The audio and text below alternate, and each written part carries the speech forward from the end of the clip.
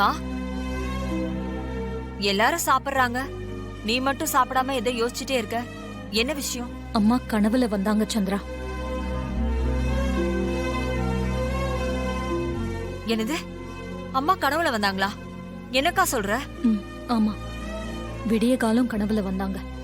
சாமுண்டீஸ்வரின்னு கூப்பிட்டுட்டு அப்படியே மறைஞ்சு போயிட்டாங்க.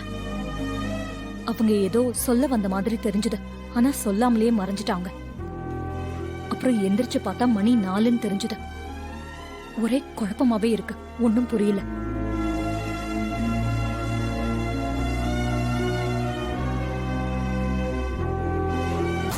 அந்த கிழவிதான் அம்மா திதியை நல்லபடியா நடத்த விடாம பிரச்சனை பண்ணிட்டு போயிட்டாங்கல்ல.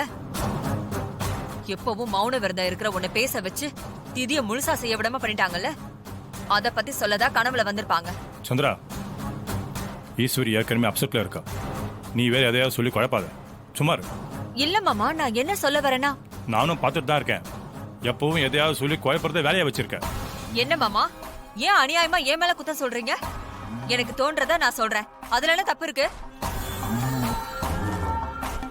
என்னைக்குமே கனவுல வராத அம்மா இன்னைக்கு அக்கா கனவுல வந்திருக்காங்க.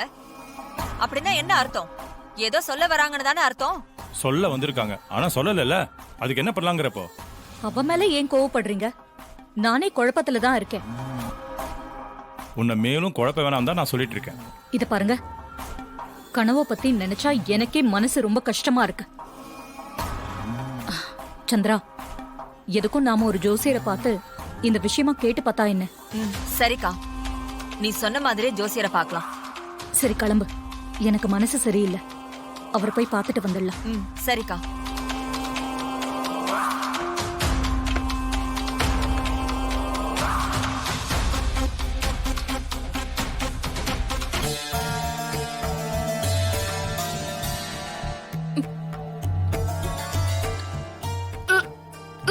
ரோகிணி, என்னம்மா?